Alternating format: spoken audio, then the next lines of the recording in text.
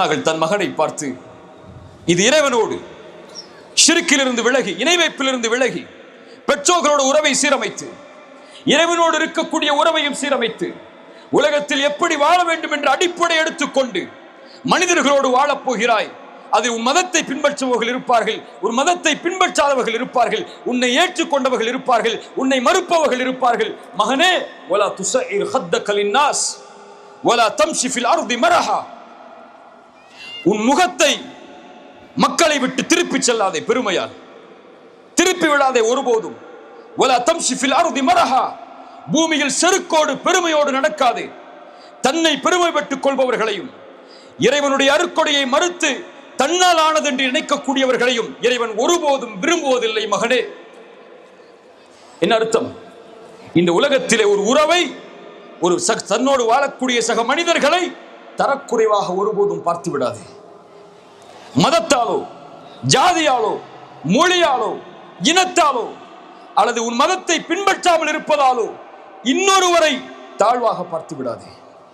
ஒரு மனிதன் தீயவன் என்பதற்கு அடையாளம் அவன் மனிதர்களை தரக்குறைவாக கருதுவதாகும் என்று இறைத்தூதர் ஸல்லல்லாஹு அலைஹி வஸல்லம் சொன்னார்கள். இறைத்தூதருக்கு இறைவன் அமைத்த பாடம் அது.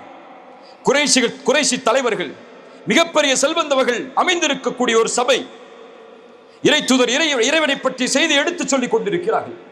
அப்போது ஒரு ஏழை, கண் தெரியாத ஒரு நபித்தோழர் அந்த அறைக்கு வருகிறார். உம்மி மக்தூம், ரசூலுல்லாஹ் செல்வந்தவர்களும் உயர்ந்தவர்களும் இருக்கக்கூடிய நேரத்தில் இந்த ஏழை உள்ளே வருவதை இந்த செல்வந்தவர்கள் பார்த்தால் அவர்கள் சிரமமாக கருதி விடுவார்கள் என்பதற்காக தன்னுடைய முகத்தை அவரை விட்டு திருப்பிக் கொள்கிறார்கள்.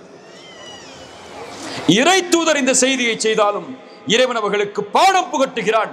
அபஸ வ தவல்லா அன் ஜாஅஹுல் அமா வமா யுத்ரிக லஅல்லஹு யஸக்கா, முகத்தை திருப்பிக் கொண்டார், கடுகடுத்தார். ஒரு கண் தெரியாத ஒரு தோழர் வரும்போது செல்வந்தவர்கள் உட்கார்ந்திருந்தால், உயர்ந்தவர்கள் உட்கார்ந்து ஒரே பயனளித்து விடுமா?